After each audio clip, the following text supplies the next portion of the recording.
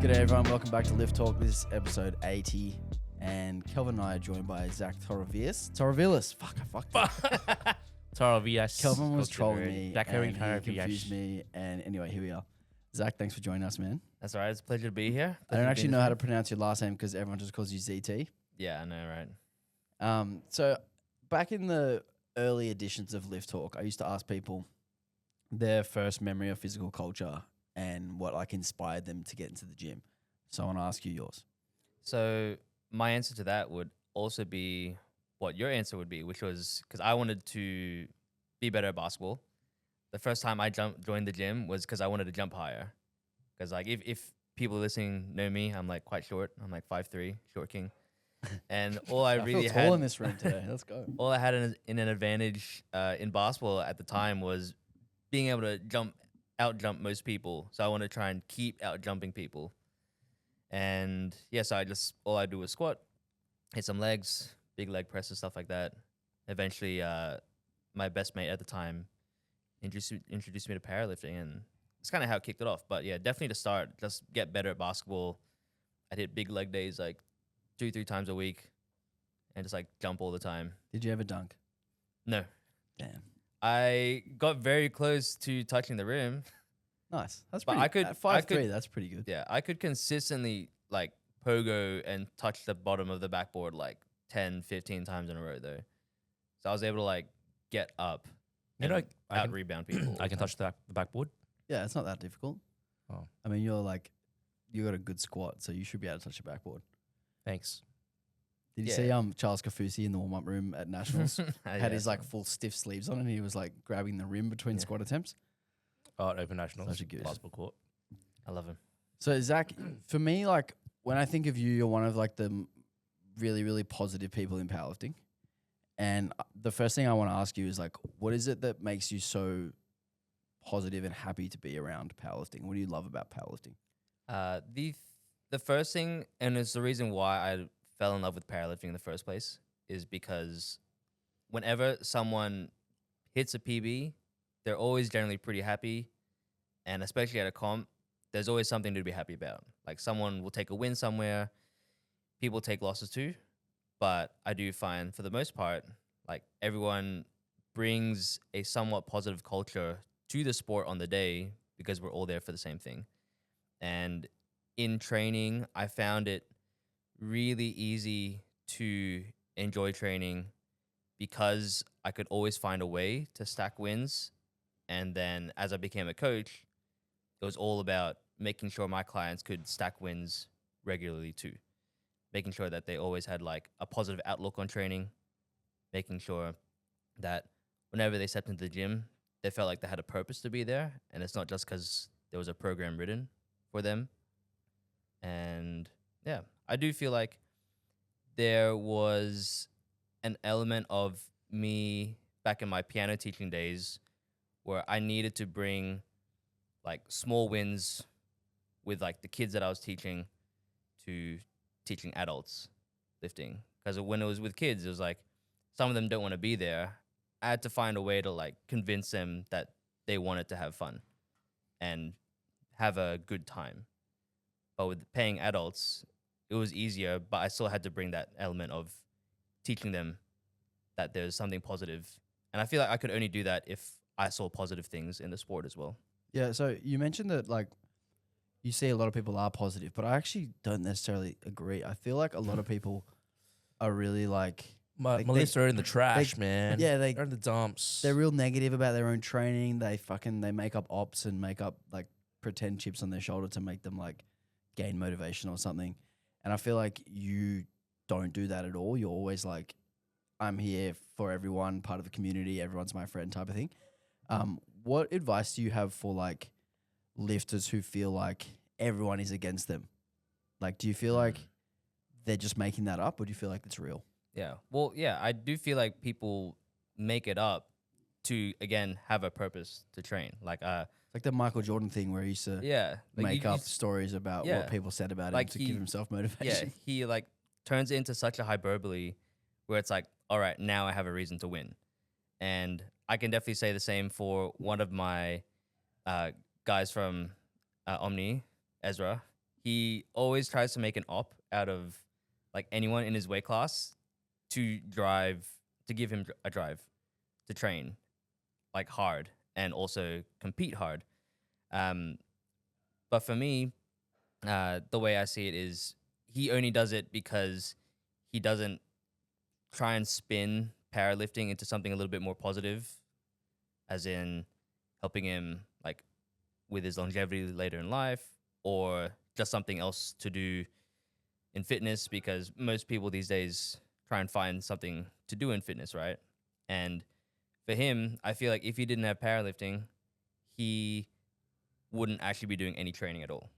So I feel like for him, his whole ops thing is his way of trying to be positive about powerlifting by giving himself a purpose. But yeah, like you said, you think most people are like negative about it. I feel like most people like carry this kind of like aura of like everyone's against me and like nothing ever goes right for me and like my lifts always feel trash, and then they like kind of sort of like go in with pessimism is like the. I feel like some people do that because they think that it's like cool to kind of have a chip on your shoulder or to like have an op. Yeah. And they feel like it's like, yeah, I'm up against someone. Like, look at me. It kind of brings attention to them, or in their head, it brings attention to themselves. But what do you think about that? Be honest. Go on. Look, if it motivates you to compete and to train hard, that's great. But if you aren't approaching it in a way where it's sustainable, or like, you know, you're fabricating some opposition in your mind and you'd actually win and then you get super upset and it like ruins you and you're like, I'm quitting powerlifting. Obviously, that's not very healthy.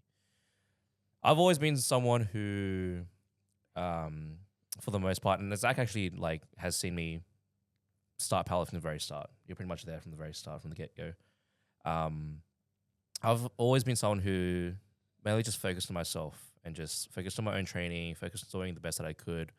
And even when I do talk about like, you know, beating Kana and stuff, it's kind of just a joke. Like, it's kind of fun just to say that sometimes, but it's not actually that serious to me. But I will beat him one day. I'll, you know, just saying. Hope you do. You have to believe in yourself. Exactly. You got to believe in yourself, man. You got to back if you yourself. believe you can go to Worlds, bro, you can do it. I actually can.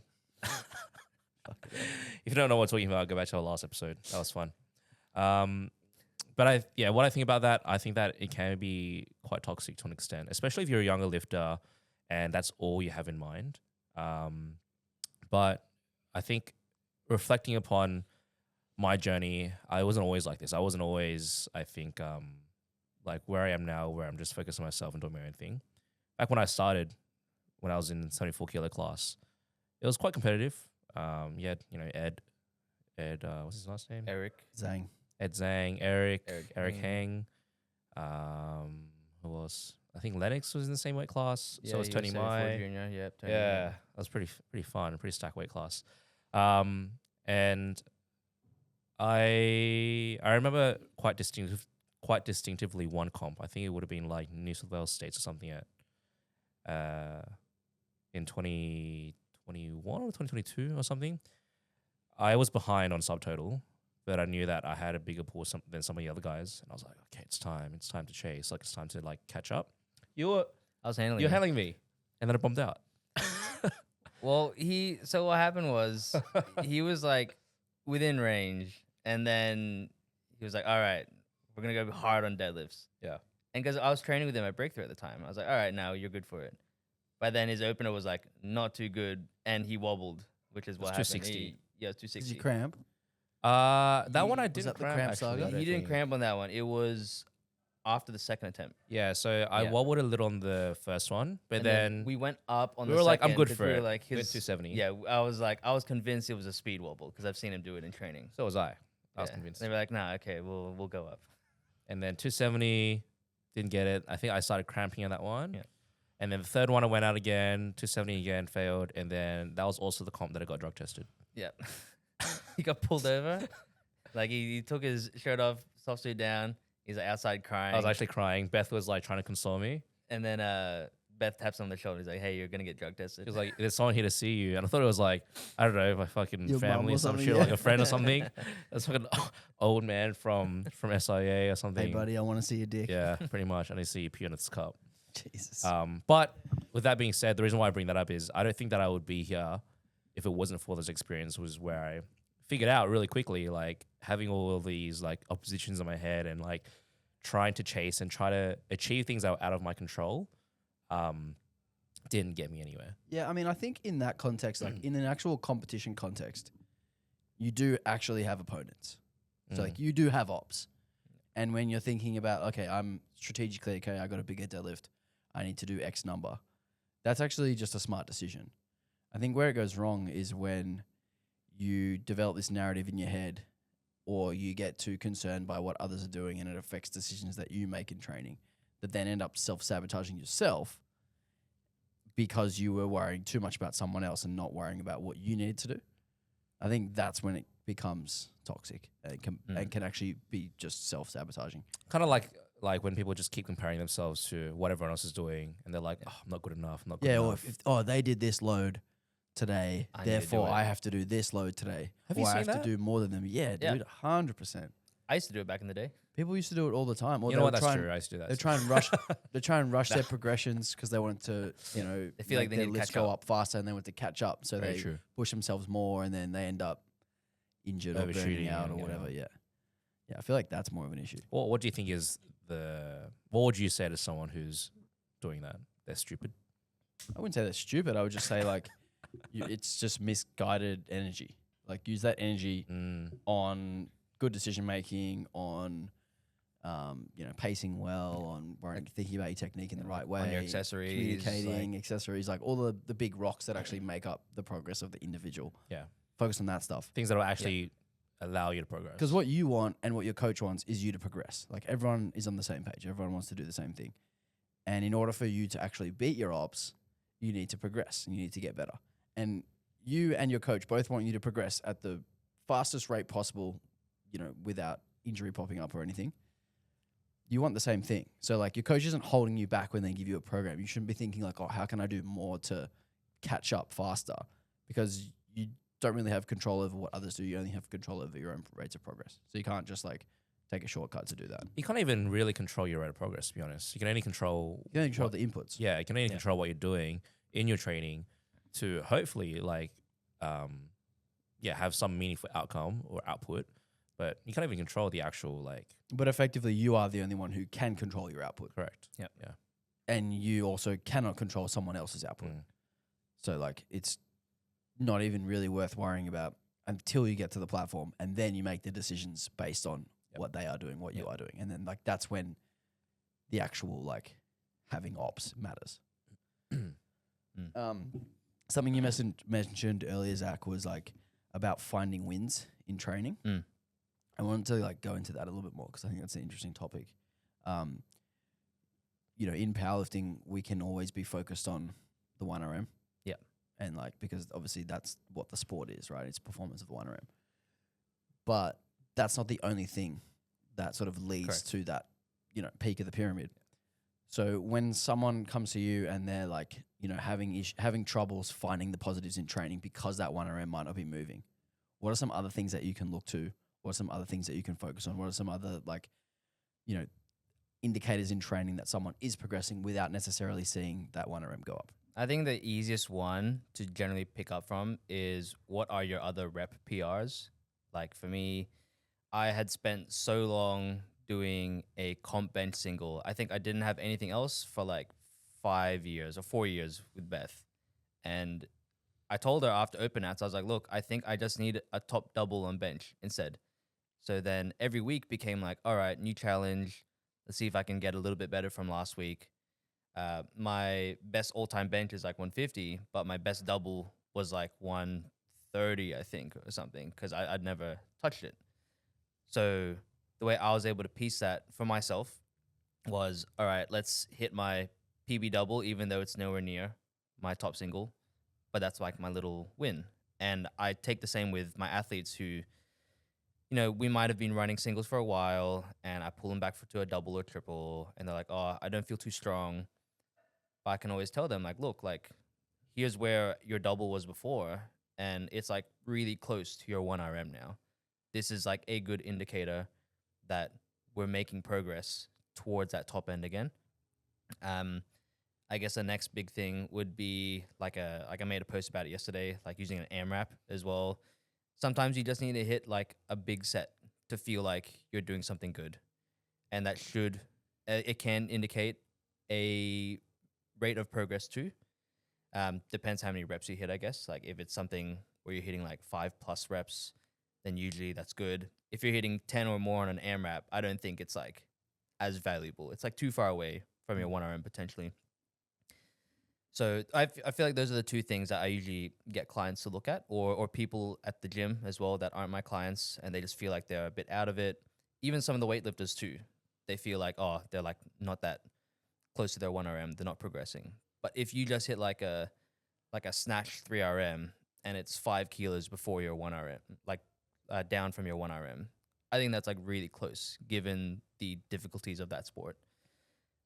So yeah, whenever I have those conversations with people, I just get them to take one step back, look at the other things that are around their training that can provide stimulus, which is almost anything. Some of them need a little bit more, so I ask them to look like, hey, like what kind of wins are we taking on our accessories? Are we taking wins with like what we're eating? Like, are we feeling good going into training? Do we just like need a little bit more off time? Do we need to like put powerlifting on a bit more of a pedestal in your life for you to feel like you can progress it? There's a couple of things, but I would always go back to like rep PRs. I feel like those are really important. So let's go back to the AMRAP discussion, because this is something that used to be used like all the time back when I started. It was like, do a couple of training blocks, you get to the end, do an AMRAP at like 80%, and then you have a predicted max, and then you plug that new max into the program and repeat it. What is the process of you using an AMRAP in a program, and like how do you actually use that calculation to determine what you do next, or what that actually means? Yeah, so I talked about it in the post yesterday, and we use the AMRAP 2 weeks out with Cyril, my client, and from that we bases E1RM. Like I plugged it through a different E1RM models just to see like what it would pop up with. And then I worked backwards and used that to pace his jumps, assuming that that was his calculated top end. Ended up being 2.5 under what the EO1RM was, but I think that's still pretty accurate. That's super accurate. And it was a 10 kilo PR from his local comp. So I tend to work with the AMRAP in that regard, where calculate what it could be there, maybe sometimes take a smidge off, and then just pace whatever the cycle is from there.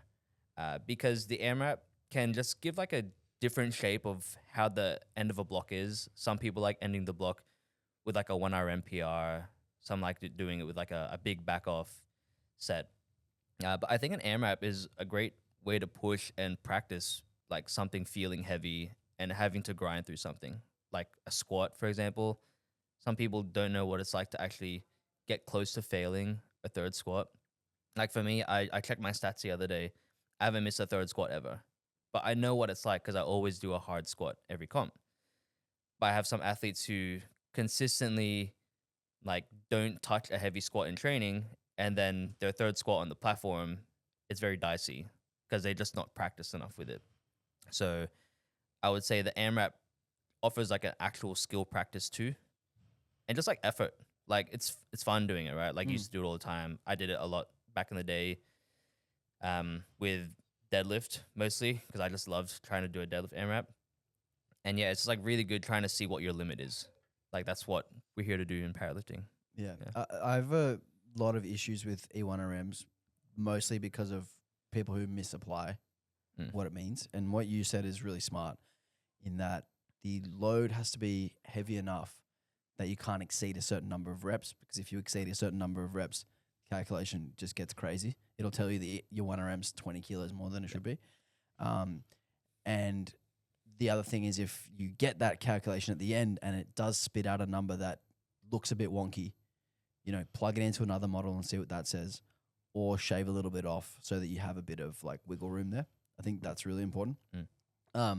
What I've seen people do in the past, which really shits me with E1RMs and AMRAPs, is like using an E1RM as like a competition plan. Yeah. Like working backwards off an E1RM for a competition plan.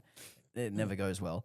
And I've seen that so many people fall on their face because of that. Or I see their opener, I'm like, oh fuck, here we go. Like they're in trouble here. So yeah, if you are going to use AMRAPs out there, go read Zach's post. He's got some good stuff in there about it. Kelvin, have you done AMRAPs? I did back in the day, I think, but not many. When was the last time you did one?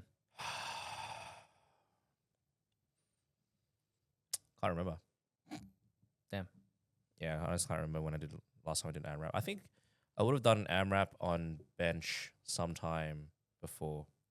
But there are a few clients where I like using AMRAPs as back off sometimes. To sort of help them push, obviously like push the back off, but also get them to work towards an intensity which is quite difficult and quite grindy. As you mentioned before, it definitely helps someone understand how to push themselves to a point without having to actually touch anything that's too top end. I usually apply them for bench. I really like using them for bench press, getting them to do like a nice top set and then like a set of back off or 2 sets of back offs to AMRAP. And people can do that quite consistently, regularly, because bench is a lot less fatiguing than squat and deadlift. But for myself, actually, no. But maybe we can do that after my comp. Yeah, I really like to use AMRAPs for people who don't really understand their RPE very well. Yeah, for sure. And I'll get them to be like, I'll be like, all right, do 2 sets of 8 at like a 7, and then do that same load on the last set and do an AMRAP and see what the difference is and see how close you really were to 7. And it's almost like a calibration set, or it's like an audit. It's like, hey, let's see how we're actually going here, and then we use that information to gauge our decision making the following week. I think that can be really useful, particularly for bench. I mean, AMRAP squats and deadlifts are fucking brutal, and if you're Very hard. even remotely strong, the amount of fatigue you're going to generate from one set is probably not worth it. Like, I wouldn't recommend AMRAPs for people who are, have been lifting for more than a few years, because you're just going to be so strong that you're going to cause so much damage to your muscles that like it's going to be a week until you feel normal again. But yeah, bench for sure, and just accessories as well. Oh yeah, Like hit Always your last set AMRAP. See how close you were on those first 2, and then maybe you need to up the intensity of those first couple sets, because the difference between your working sets of 7 or 8 RPE versus an AMRAP should only be 2 or 3 reps apart. If you're consistently getting 5, 7, 9 reps more on the AMRAP set, like you just know that you've been sandbagging the shit out of the first couple of sets. It's so funny how people think, how many people think that they're close to failure, and then you get them to do an AMRAP. Like even it's like a simple exercise like a bicep curl. They're like, oh yeah, that was RP9. Like there's 1 rep in reserve. And then you get to do an AMRAP and they do like 5 more. And it's like, really, you were not working close. It just felt hard, sure. And there is a difference between discomfort and then actual mechanical muscular failure. I don't doubt that it would have felt hard and it would have challenged you, but you can probably challenge yourself a lot more than you think. Like you'll get a pump after, a certain number of reps. Yeah. And then you'll start to get very uncomfortable after a few more. And then at that point, you've got a few more. Yeah. Who was it who said, was it Arnold? He said he doesn't start counting the reps until they start hurting. Yeah. Yeah, I think it was him. Or one of those. That was me. Bodybuild. You are Arnold. Kelvin Arnold train. Something you wanted to talk today about, Zach. That was Josh. I'm spastic. Josh, what the hell? I'm just going to get up what you sent me. You want to talk about locking in? Oh, yeah. I'm so locked in. Are you locked in? I'm so locked in, dude. What did you mean? What did you mean by this? Let's open up. Introduce this topic for me. All right. So I was thinking about this when you messaged me a couple of days ago to invite me on. I was like, what would be a good topic? I had a quick scroll of like what you guys had talked about. I tried to remember what you guys had talked about after listening to a bunch of the lift talks. But something I felt like I always wanted to talk about was the difference between like trying to like lock in, as the kids say, and just like you're one of the kids. Let's be real. You're both one of the kids in my eyes. He's definitely one of the kids. How old are you? I turned 30 this year. Oh damn! Really? Yeah. Congrats, dude. Babyface. Damn. Yeah, I got that Babyface Filipino killer. genetics. Yeah, that's me. Steph Curry. Yeah, I am Steph Curry. You are Steph Curry? Yeah. You got the hops.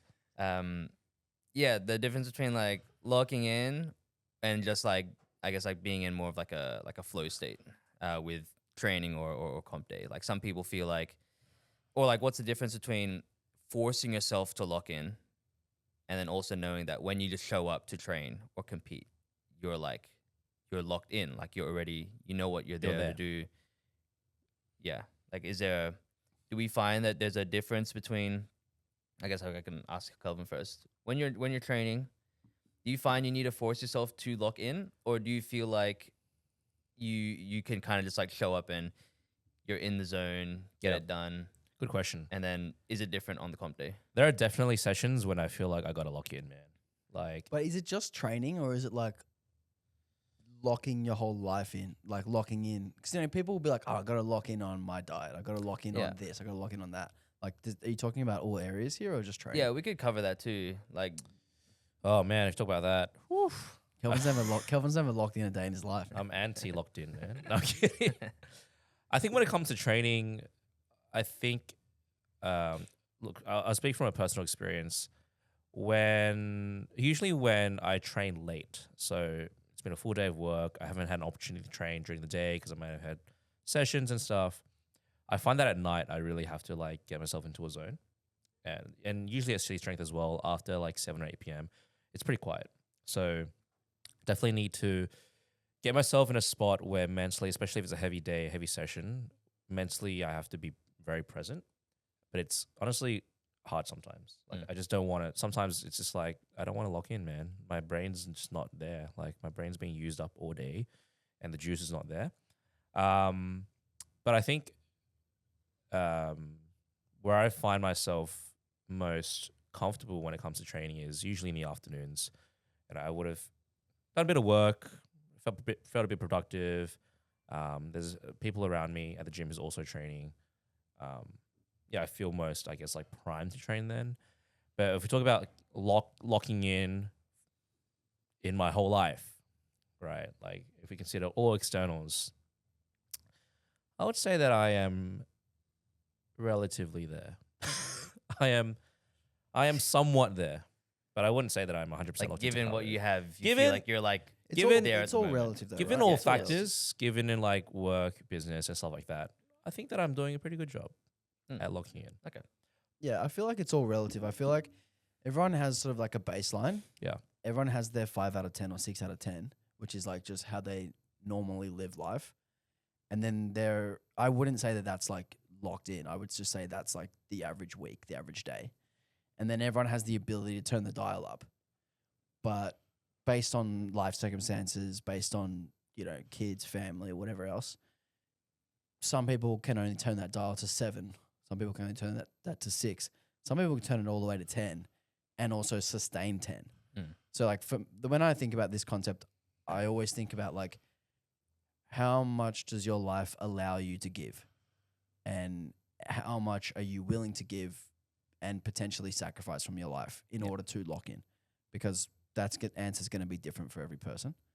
If someone were to be all the way locked in and, like even take leave from their job for 4 weeks before a competition to fully lock in. Like I've seen people do that. Yeah. Seen people take a full 2 weeks of leave off before a comp to fully lock in and focus on recovery and all that kind of stuff. If you've got the capacity to do that and you want to do that, like by all means do it. But also if you don't want to change any of those things up, you don't have to. Yeah, you don't have to. Yeah. And I find that when I've talked to this with just like people from Omni, when they ask, how do you deal with like going into a big comp? Like, was there anything different when I did my first international last year? And the answer I just gave them was basically what you said. Like, I have like a middle ground, and I do have a very flexible life where I can like switch it up when I need to. I can turn the dial up, I can pull it back, and I make sure that as I get closer to whatever the event is, I make sure I'm like finding ways to slowly turn that dial up. And I let the people in my life know, like my girlfriend and my family, that, hey, I have a comp in like 6 weeks. I'm going to be like spending a bit more time to myself, or I do need to make sure I'm watching my food just a little bit more, right? Like I can't like eat out as much. And I think the reason, and I guess going back to the original topic that you brought up, why I have such a positive experience with powerlifting is because I have a great circle around me that allows me to do the things that I love doing. And I guess some people have that negative outlook on powerlifting because there's people in their life that told them not to do the sport. Or they're like alienating themselves from their people in Yes. order to like lock in more. Yes, Like, exactly. not going out with the boys because you don't have the calories for it. Yeah, Or, exactly. Not staying up late playing games because you need to go to bed. Yeah. Stuff like that. So like almost powerlifting is almost taking away joy from Yeah. your life. So that negative does Yeah. become a thing. And then you could say the same with like all elite level athletes have a level of sacrifice. Like Hazy and I both know that NBA players, they don't just play the game, they practice. They have to do all the rehab. They have to show up to their sessions. And it's almost like a 24/7 gig. And because they're traveling all the time, they don't Yeah. get a lot of family time. There might be a little bit less complaining from powerlifters if they got Yeah. $60 million bucks. Exactly, right. Yeah. So Yeah, if got paid. money makes a big difference too. So, but it's more like that's their job. But at the same time, like it can be hard on their families as well. But they would all have support systems that help them see the positive in it apart from the money. Because at the end of the day, they still all love playing basketball. And we see guys who are like on the fringes who come out and play like NBL, NBL 1 even, just because they love basketball and they want to pursue their passion. But coming back to powerlifting, yeah, I feel like the athletes, especially the young athletes that like force themselves to lock in, only do so because their constraints limit them to have to force it, like with uni, or they've got like a job that they're trying to hold down still and manage to travel to like a national event, or like their family commitments. They've only got like so much time, so they feel like they need to force it a lot. And even just like the younger powerlifting culture lately of like, yeah, finding ops and stuff like that. Like that can be fun for people. But at the same time, I think for those who aren't in that upper echelon, like, and they see these guys going at it, they're like, oh man, like, I don't think I could ever be like that. But to Kelvin's point last week, where if you just believe in yourself, that person could like climb up the ranks too. So I think it just all like comes back around to itself. I think Yeah. locking in can help provide a positive like experience with powerlifting, but it can also provide a negative experience. But then if you like, depending on how you utilize that experience, it can come back around. You can believe in yourself. You can like start getting better, and you realize you can lock in more. And then you're like, oh wait, now is it a positive or another negative experience? And it just keeps going again. Like you just keep rinsing and repeating. I feel like there's the only method. so much that each person can give. Mm. And you mentioned like young people trying to push themselves super hard early. I feel like a lot of the reason why people quit when they start is because they expect too much too soon. Is like what we spoke about last week with people being in a rush. They expect too much too soon. They push themselves past what their body's capable of, and in the process of that, push aside other things that they like doing in their life in order to sacrifice for this goal, and then don't end up really achieving what they wanted to. So they're like, fuck it, and then they leave. Yeah, I can relate because I know all the times that I am very quote unquote primed for a session, especially if it's a heavy session. I know that a good indication for me as to whether or not I'm locked in for that session is whether or not I'm thinking about it before the session actually starts. So if I know that I have a heavy squat today, I would be thinking about it the night before. I'd be thinking on the way to the gym. I'd sort of be like visualizing it and stuff. But that can only happen for me if I have the mental capacity to. I might have a lot of other things going on with work. I'm thinking about like, making content. I'm thinking about other things that are going on in my life, and I don't end up actually consciously thinking about my training. That's when I know that I'm probably not as locked in as I could be. But the thing is, though, for me, if I was to make that sacrifice, if I was to put aside work, put aside some of the things so that I could have the mental capacity to lock in on training, sure, it might make me feel like I'm more prepared for my session mentally. But whether or not I think that sacrifice is worth it would then lead me to some sort of feeling as to like whether or not it was worth the time or worth the effort or worth the sacrifice. How do you determine that though? It's very hard because Is it fully outcome based? Like, I did well, therefore it was worth it. Well, that's the I thing. didn't do well, therefore it wasn't. that's the thing though, right? Like, say for example, I put aside some of these things and I make sacrifices to really focus on, like, for example, today I want to try to squat a big squat. Let's go. Try to squat a big squat. But I actually have not given it any thought because there's been a lot of other things going on with work and stuff. So I think if it had changed and I had given it more thought and I had been thinking about, like, I'm going to squat this particular number, I'm aiming for this particular number today, and I didn't achieve that, then it might make me feel like, fuck, was all of that worth it? Was all of that, like, sacrifice really worth it? But I don't think that that kind of thinking is helpful and productive. I think that some people can get stuck in that mindset though, where they basically, like, as we've mentioned before, like, they put all of the eggs in one basket. They basically make their whole life about powerlifting, and they think about all these ops and create these narratives in their mind, and then they don't actually get what they thought they would get. And that can lead to a lot of negative emotions and lead to a lot of negativity in their life related to the sport. Yeah.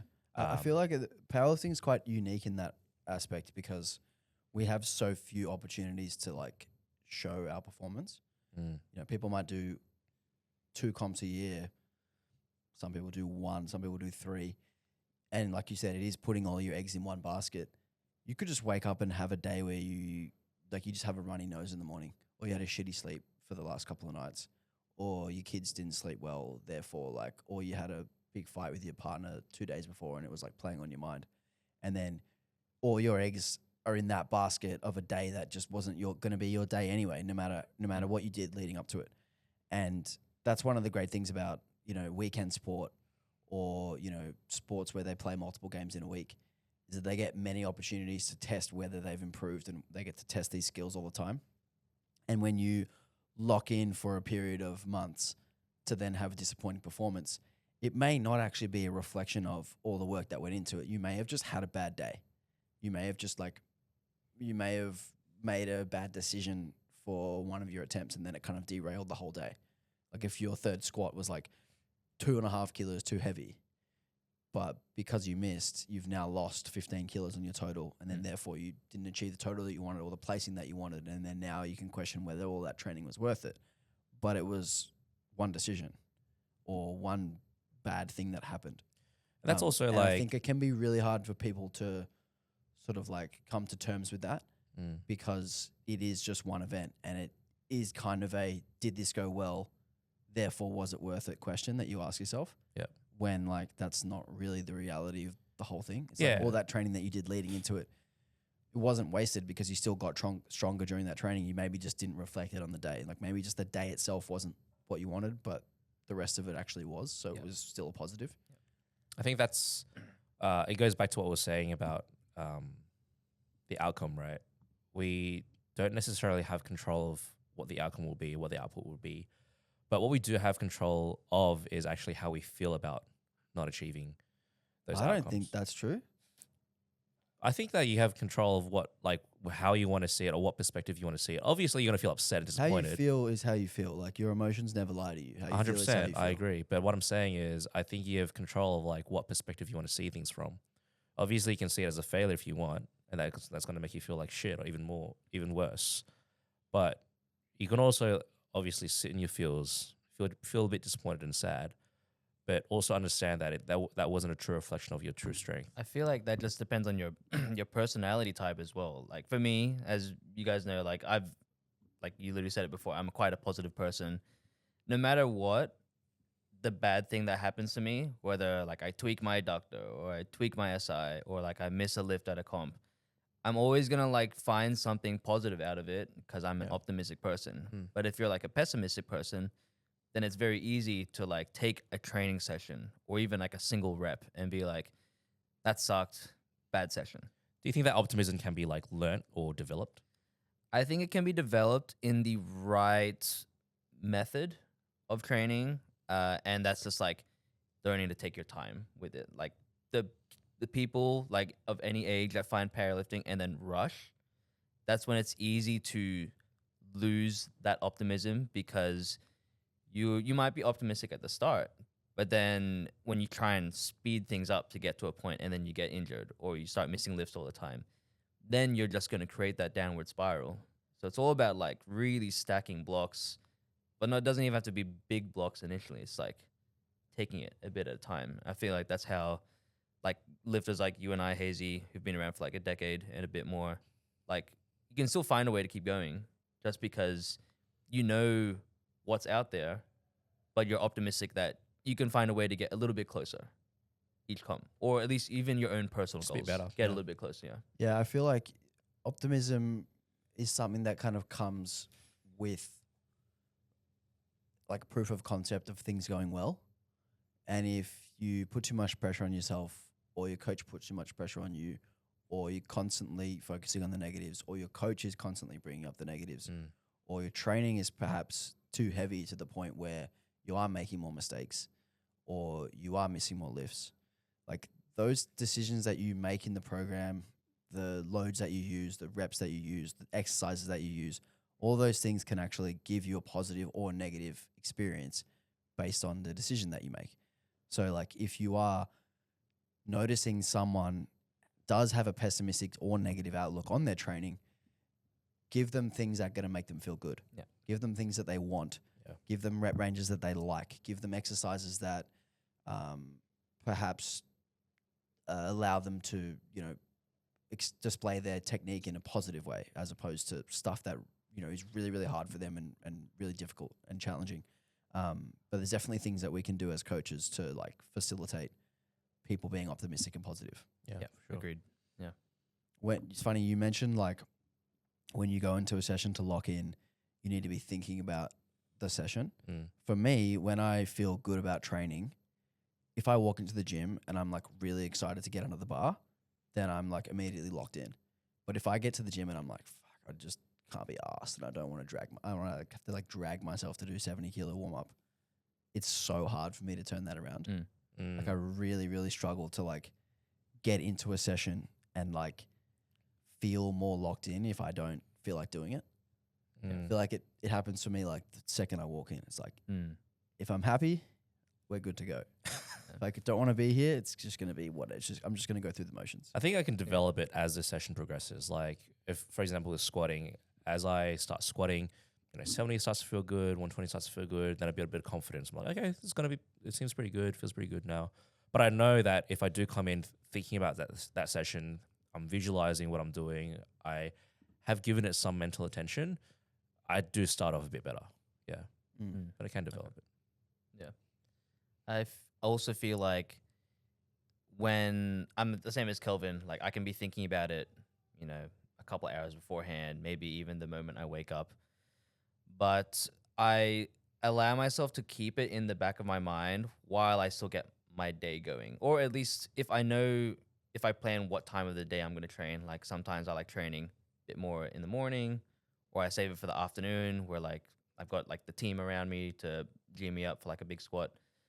I'll know when to like kind of like turn my dial down so I can still get through the day that I need to get through. Like I might need to do like an emergency like Costco run or something. I don't want to be thinking about training during that Costco run. Otherwise I'm going to be maybe buying more food than I need, right? Like it throws me off. Yeah. I feel like the big lesson here is that if you don't feel like training and you don't feel locked in, still get it done regardless. Yes. And like that's the big thing that I've learned from, like having kids now and going through periods of shitty sleep, going through niggles and setbacks with just being older and, lifting for longer, you just have more aches and pains. When I was a lot younger and getting into it, I would have sessions where I'd be like thinking about it all day and then I'd get in and have a great session. Or I'd be thinking about it all day, put pressure on myself and have a shit session. And those shit sessions got derailed and would end up being like a waste of time. Whereas now, the sessions that I don't feel amazing in, I still do them, I still tick boxes and they're still moving me forward.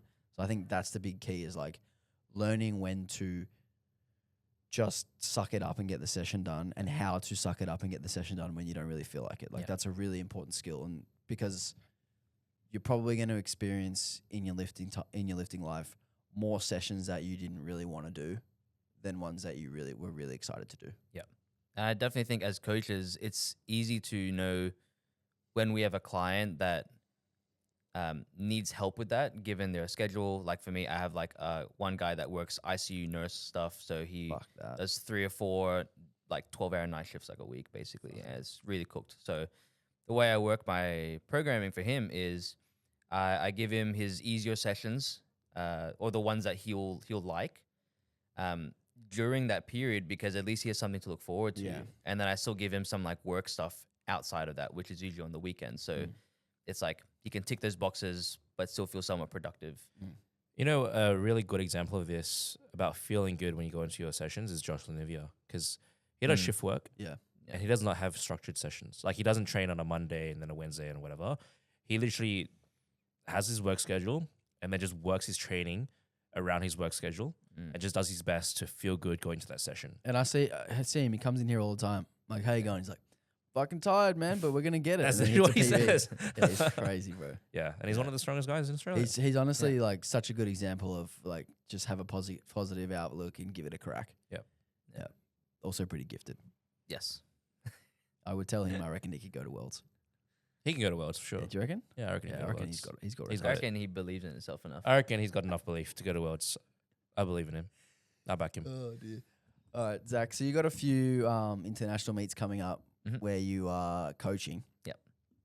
Head Run us coach, actually. head coach and assistant head coach. Actually. Run us through what you've got coming up in the next few months and what you're excited for. How's the planning going? And Yeah, all that kind of right. stuff. So first one up is IPF Bench Worlds, where I'll be head coach for Team Australia. So that'll be really cool. My first time being a proper head coach. I was assistant head coach for Oceanias last year, but that was more name. Jasoff did a lot of the work. I was just chilling.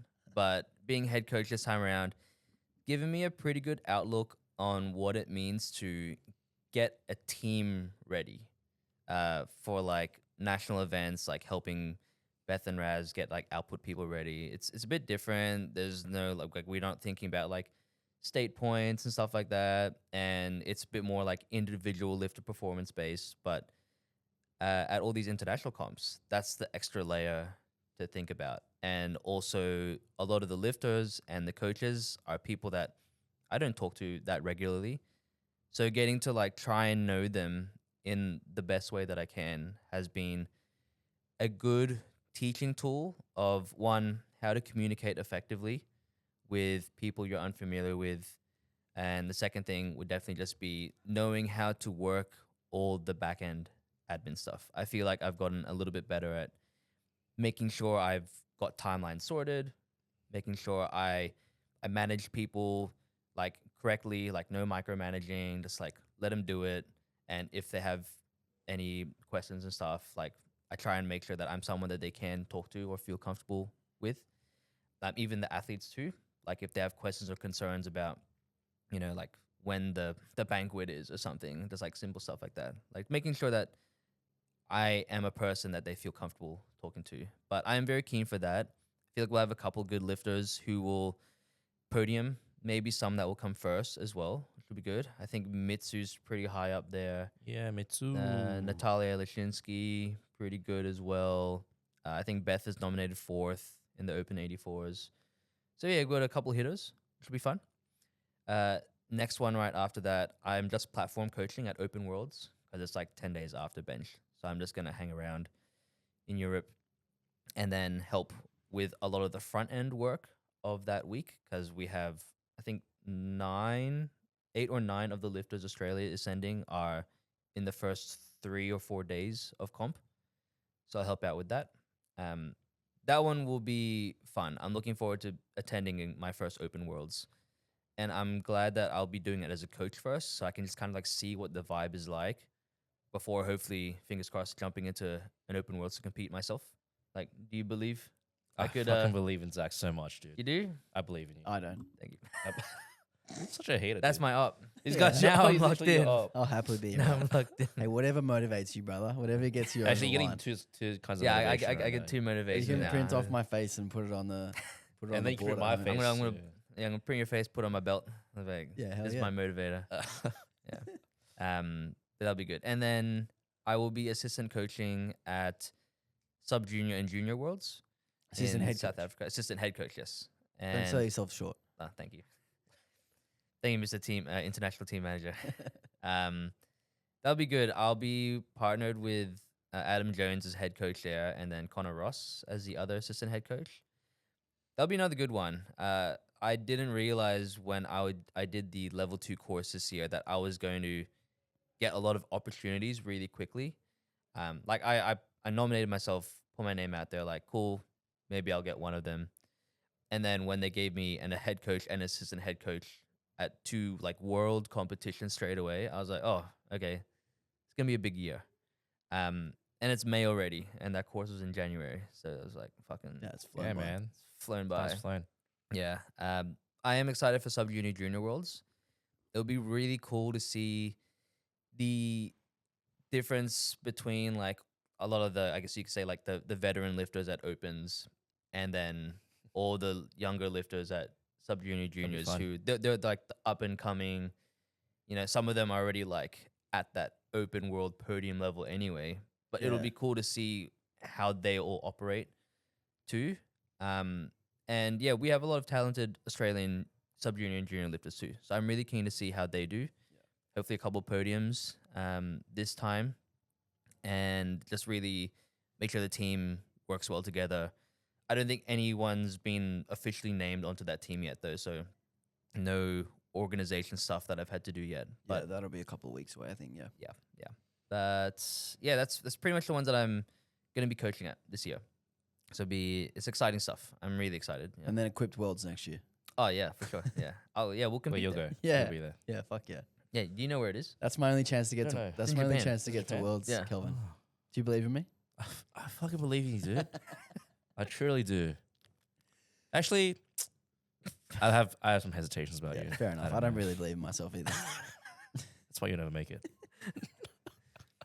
All right. Thanks everyone for listening. We'll wrap it up there. Thanks, Josh. Josh. Fucking hell. Oh, Why do I keep no. calling you Dude, Josh? wrong Asian, man. Got the wrong Josh? Josh surname. Liu? Josh Liu? Josh Liu. Oh, that's- definitely that's not my Josh op. Liu. Gee. I'm handling He him. actually is. Oh, no, he's not. Yeah.